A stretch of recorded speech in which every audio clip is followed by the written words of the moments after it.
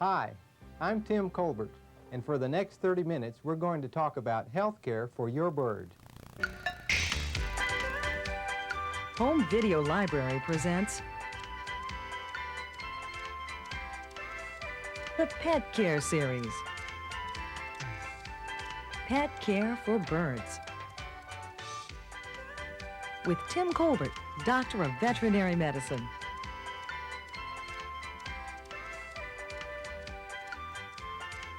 This video has been divided into 5 general topics. You can watch them all or refer only to the topic you need. A handy reference label has been included for you to log the sections of this program by your VCR's counter. Let's begin Pet Care for Birds. Here's Dr. Colbert.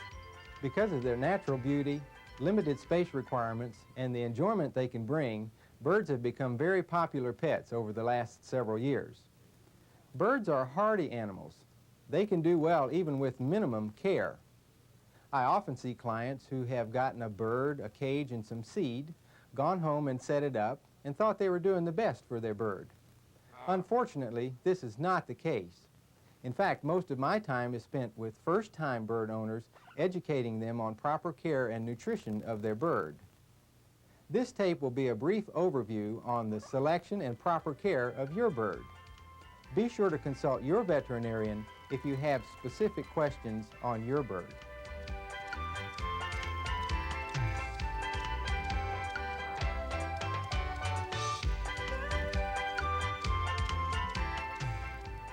Let's begin. Which bird is right for you, and where are you going to find him? Before you purchase, decide what you want in a bird. Do you want a breeding pair, a talker, a singer, a bird you can cuddle up to, or something that's simply beautiful to look at? Be prepared to commit the time and energy necessary for proper care. Birds can be messy and destructive. Some birds, especially the larger parrots, are very noisy.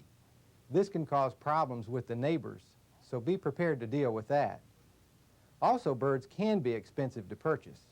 If this is your first bird, I'd suggest you gain experience with a less costly species, just in case it doesn't work out or something goes wrong.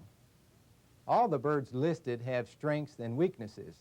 Do some research, ask questions, determine which bird is best for you.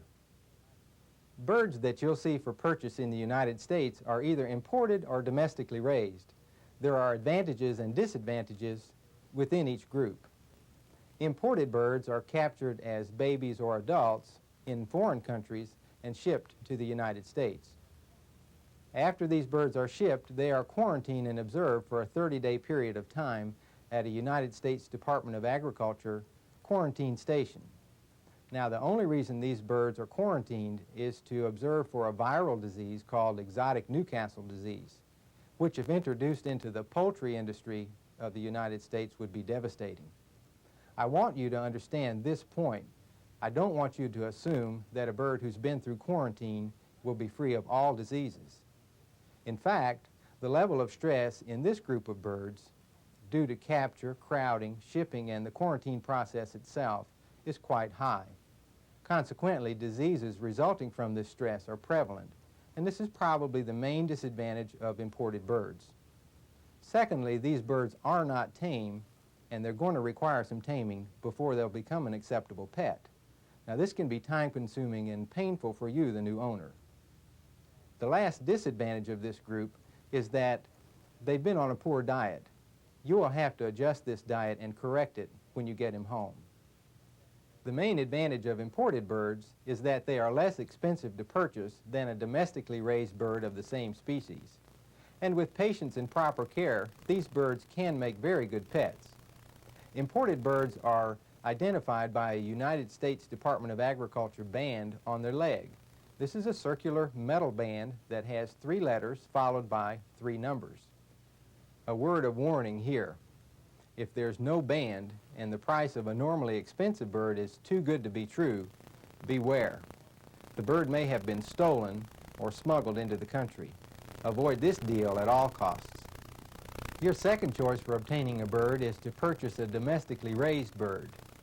Many of these have been hand-raised, that is, hand-fed by a human from a very early age. Birds from this group are generally already tame when you get them, and most are on a very good diet. They adapt quickly to the new owner. If it's a talking species of bird, you'll find they'll talk sooner also. But there are a couple disadvantages. First, they're more expensive to buy. And secondly, since they're so accustomed to human contact, some of them are kind of spoiled. This can lead to undesirable behavior like chewing on the furniture or screaming when you're not paying attention to them. But if I had to recommend a bird from either of these groups, if your budget allowed, I'd surely recommend you get a hand-raised domestic bird. Although they're more expensive, I think they're a better value. Most of our discussion so far applies mainly to the larger species of birds. But parakeets, cockatiels, finches, or canaries are nearly all domestically raised. Although most of these are not hand-raised, they tame very quickly. I think for first-time bird owners and children, any of these would make excellent pets.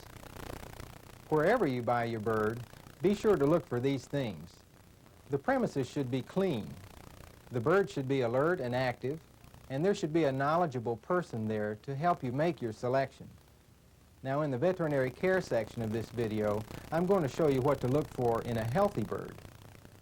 Finally, insist on a guarantee of health. Well, what do I mean by that? If the bird proves to be unhealthy, based on a veterinary examination, you should be able to return it.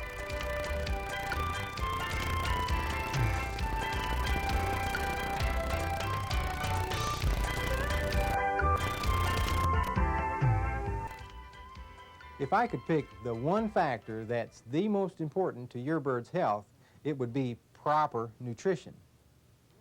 Yet it's an area in which bird owners seem to be the least educated. Now, I don't necessarily think it's their fault. I just think that somewhere along the line, someone has not taken the time to tell them what proper nutrition is. Avian veterinarians see many diseases, most of which are directly or indirectly related to poor diet. Now, most birds are fed an all-seed diet. Well, seeds themselves are not bad, it's just that they're not complete.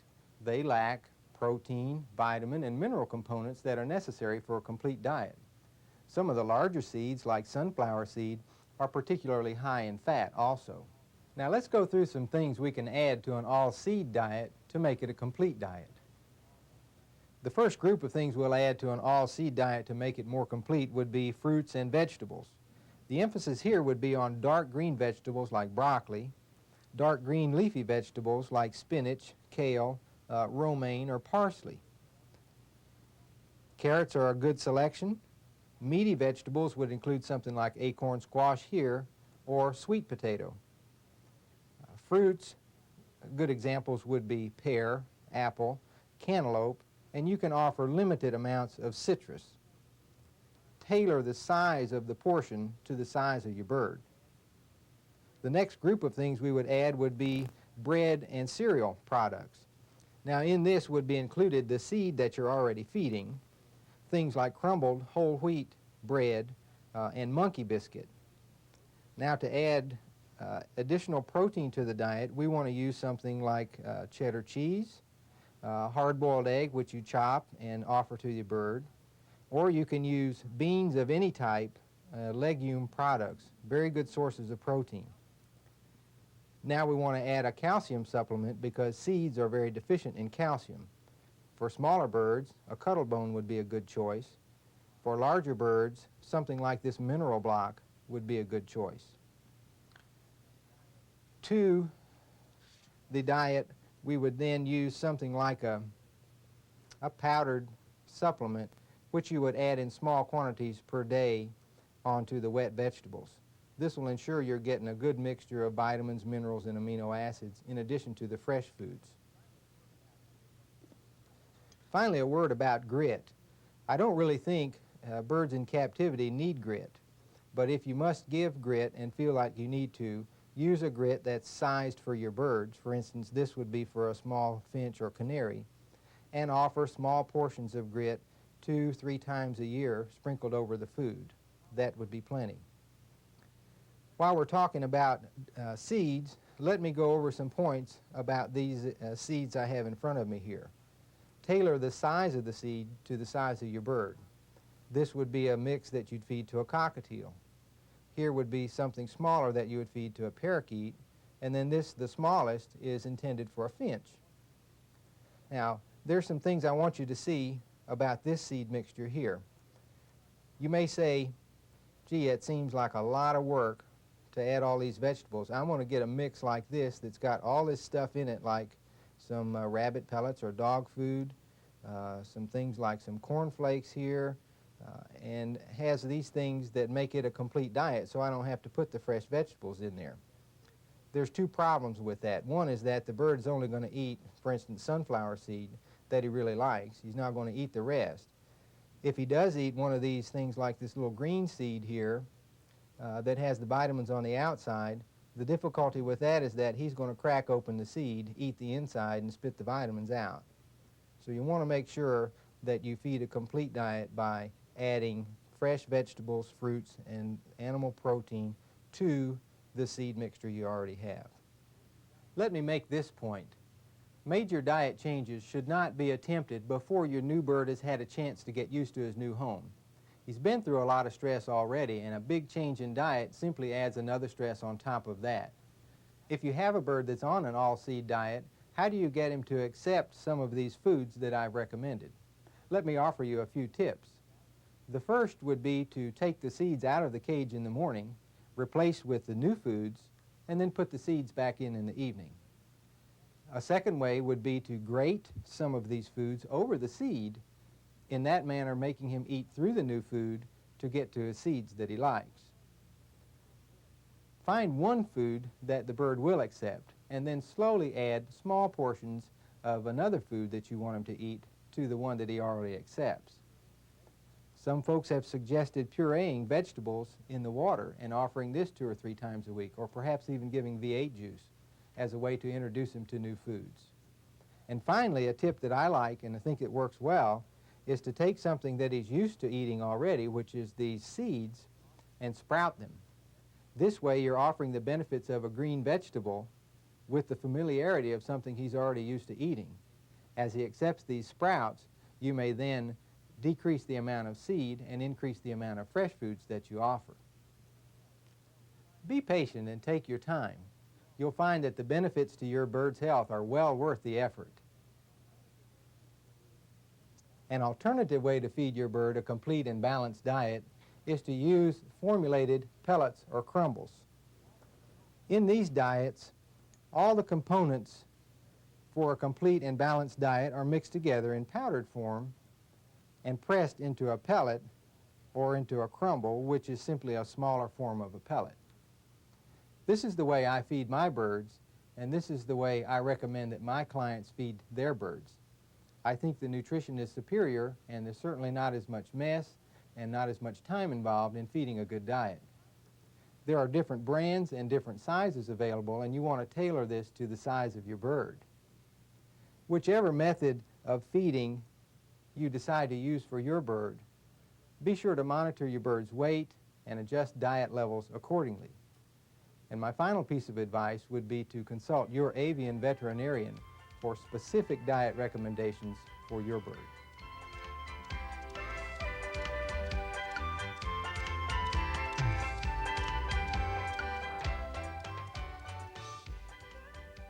Let's talk about veterinary care for your new bird. First, find a veterinarian whose practice includes avian patients. He or she will have the special equipment, training, and experience necessary to take care of your pet bird. I recommend that you schedule your first visit no later than 48 hours after you buy your bird. This is because if a problem is found that necessitates returning your bird, there won't be any question as to where the bird acquired the problem. If possible, bring the bird in the cage. A lot of valuable information can be gained just by looking at the cage and its contents. If you can't bring the cage, at least bring several samples of fresh droppings for the doctor to examine. A good way to collect these would be to put plastic wrap on the floor of the cage. Then you can simply roll that plastic wrap up with the droppings in it and bring it to the veterinarian. Expect some or all of the following procedures to be done on the first exam. Be sure to let your veterinarian recommend which ones he thinks are best. First, the cage will be examined with the bird in it. That way we can see the attitude of the bird, look at the droppings, the type of toys and perches that are there, the type of food, and are there any supplements in the water, things of that nature. Next, history will be taken and diet and care evaluated. The bird will probably then be weighed. Weight is very important. A grown bird should weigh the same from year to year. Next, a physical exam will be done. Let's use Percy here, and I'll show you some things to look for in a healthy bird. First, we look at the beak. It shouldn't be flaky or dry, and it shouldn't be deformed. It should be straight. Next, the nostrils should be open and clear with no discharge or swellings here. Same way with the eyes. We want the eyes to be bright and alert with eyelashes around there and no swellings in this area. Birds do have ears. There are little holes behind the heads here, and your veterinarian will be looking at those too. Next, we just feel its breastbone. This would be where the white meat of a chicken would be. There's what's called a sternum or breastbone here. That should not be real bony feeling. We should have plenty of meat here. The bird should be nice and heavy, so to speak, in your hands. The feathers will be looked at to make sure that there aren't any signs of picking or parasites or other feather damage that could be a sign of disease. The legs should be straight and not crooked. All the toes should be present.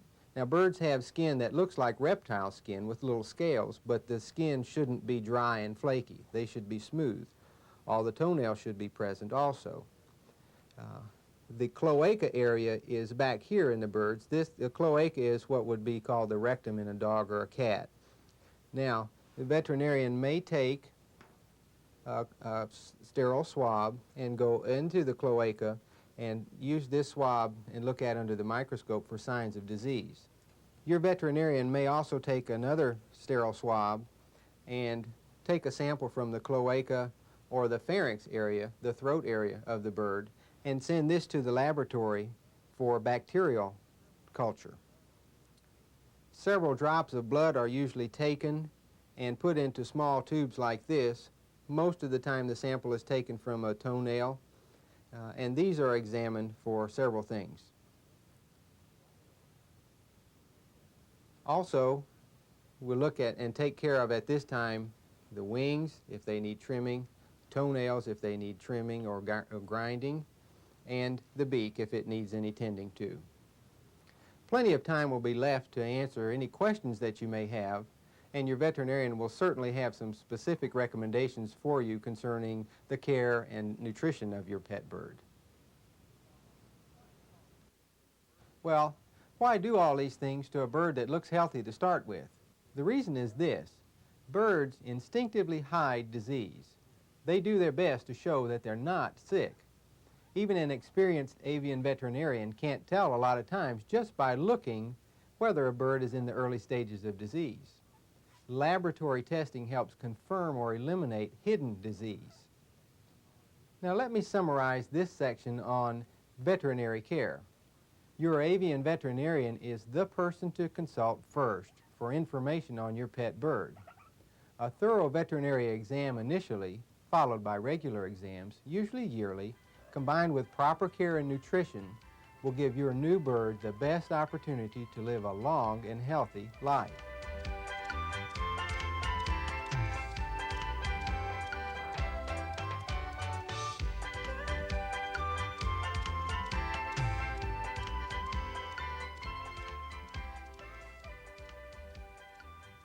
In this section, we're going to talk about some problems you may encounter with your new bird. You've heard me mention the word stress a lot up to this point. Let me explain what I mean by this term. Things like overcrowding, improper housing, excessive noise or commotion, boredom, insecurity, and poor diet are all types of stress. Now, a bird's natural response to stress is initially beneficial, but if the stress occurs over a long period of time, the bird's resistance is reduced and disease results. If you couple this with the fact that birds hide disease so well, you can understand why a bird is usually presented to the veterinarian later on in the course of the disease. Another point to remember is that a bird's anatomy is different from a dog or a cat. Diseases of one body part quickly can spread and become diseases of other body parts in a bird. As a general rule, a sick bird is going to act sleepy because he's very weak, and ruffled because he's trying to stay warm. Ruffling is a way of retaining heat. Now let me list some specific symptoms for you to look for that may indicate that your bird is having a problem. Change in character of the droppings or a decrease in the number or volume. Check for soiling of the tail feathers. Change in food or water consumption. Change in attitude, generally observed as decreased activity, talking less, singing less, or no response to stimuli. Change in the bird's appearance or posture. Remember, a sick bird generally ruffles his feathers and begins closing his eyes in a sleepy fashion and will be sitting low on the perch. Any noticeable breathing while resting, heavy breathing after exertion, change in character of voice, and any respiratory sounds like a sneeze, wheeze, or a click. Any enlargement, even fat, is abnormal in a bird. Any change in weight or general body condition as determined by handling your bird. Sick birds sometimes eat excessively. Any bird constantly eating is usually sick. Birds on the bottom of a cage are in critical condition. In addition, any injury requires prompt veterinary attention. If you see any of these symptoms, consult your avian veterinarian immediately. Now, if your bird is ill, what can you do at home until you can get him to your veterinarian? We want to provide a bird with a warm, restful environment. Well, how do we keep him warm? I think the best way is to take a heating pad and wrap it around the side of the cage, wrap the cage with saran wrap, and then use a towel and cover the top and 3 sides of the cage with a towel. If you set the heating pad on medium, it should produce a temperature of about 85 to 90 degrees. Now, we want that to be constant. We want incubator-type conditions. Providing this warmth results in 2 benefits for the bird. The first is that it decreases chilling, and the second is that it tends to increase his appetite. Now, the bird that's warmed is going to use less energy to try and stay warm and have more energy available to fight disease. Now, if you've overheated the bird, he's going to be too hot. He'll be crouched on the perch with his wings spread apart, and he'll be panting. Be sure to look for those signs, because a bird that's too hot, it's just as bad if he's too cold. Secondly, we want to provide energy to the bird. A bird has to eat to survive. You should tempt him with anything you can. Try favorite foods, things from an eyedropper, whatever you can. He needs to take something orally. And thirdly, let's get him to the veterinarian as soon as possible. Above all, don't do this. Don't go to the store and get some medicine and try and medicate your bird yourself. 2 things will happen. First off, store-bought medicines are generally not effective for the disease process that your bird has. And secondly, it may ruin some of the diagnostic testing that your veterinarian can use to help your bird. I can't overemphasize the importance of closely monitoring your bird and handling it as much as possible. Only by doing this can you detect a problem early and seek veterinary care. By the time your bird's on the cage floor, the outlook for successful treatment can be grim. So if you suspect there is a problem, consult your avian veterinarian as soon as possible.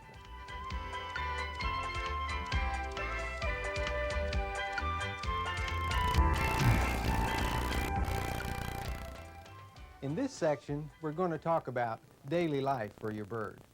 We visited a well-managed local pet shop to help us in this section. Let's begin with your bird's cage. First, the cage should be large enough for your bird to extend his wings and flap for exercise. Get the largest cage you can afford and that will still fit in your house. The cage should be made of a material that's easy to clean and non-toxic for your bird. Remember, they chew a lot. You should have access to the food and water dishes from the outside, and the door should be large enough for easy entry and exit. The material the cage is constructed of should be strong enough to avoid damage by the bird chewing on it. There should be room for several dishes in the cage to accommodate a variety of foodstuffs. I like a cage that has a grate on the bottom so that the droppings will fall through and the bird is not walking in the droppings. To line the bottom of the cage, I prefer to see you use newspaper as opposed to corn cob or some other litter. This allows you to monitor your bird's droppings more easily. Placement of the cage in the household should be in an area out of drafts and direct sunlight, yet in the family area of the house. Now let's say a few words about perches. Perches can be constructed of wooden dowels or natural, non-toxic tree branches such as this. These two materials allow for perching and also chewing exercise and can be replaced easily. I think for the smaller birds, plastic perches would be an excellent choice. Place the perch in the cage so that droppings don't contaminate the food and water dishes. And I think it's helpful, just for variety, to have a few different size perches in the cage. Don't use these sandpaper perch covers that you see in the stores. These covers don't do anything for the bird's nails, yet make a very rough surface for him to stand on and can cause sore feet. Food and water dishes can be constructed of metal, plastic, or other non-porous materials. They should be easy to clean and disinfect. Select a size that is appropriate for the size of your bird, and have several to accommodate a variety of foods. Toys are an excellent way to prevent boredom and feather plucking in your bird. Select only safe toys. There should be no areas on the toy where your bird's beak or toe could become entrapped. Choices include non-treated wood, rope, leather chew sticks, and commercially manufactured toys. Just a few pointers on bathing and feather care.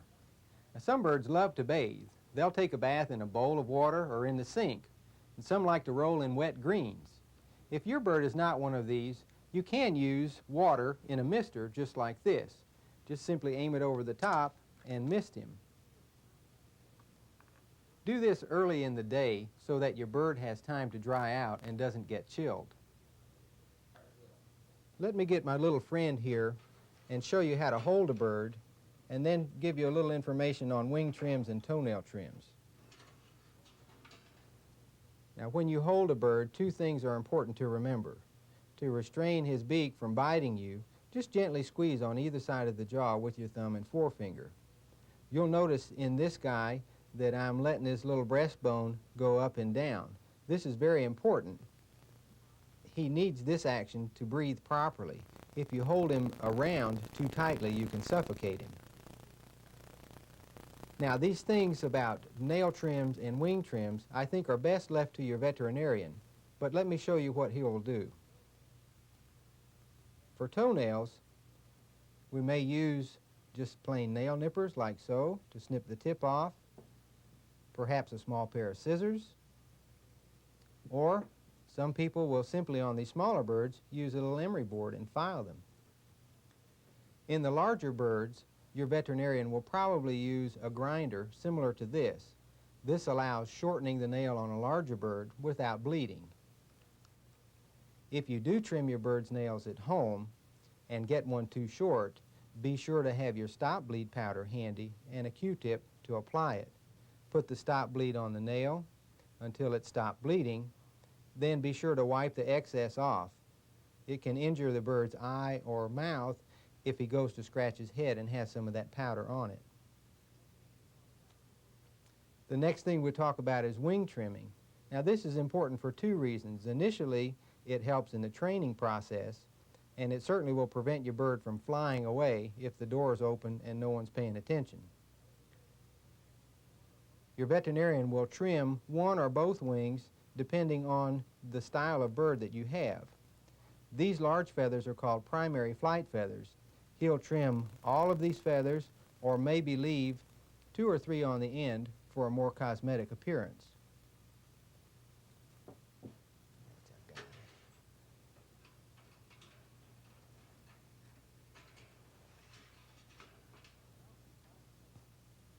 Well, there's a lot to know, isn't there? I want you to understand the importance of proper care, nutrition, and the role your veterinarian plays in the good health of your bird. By using the information in this tape and your veterinarian's advice, your feathered friend will provide you many years of companionship and pleasure.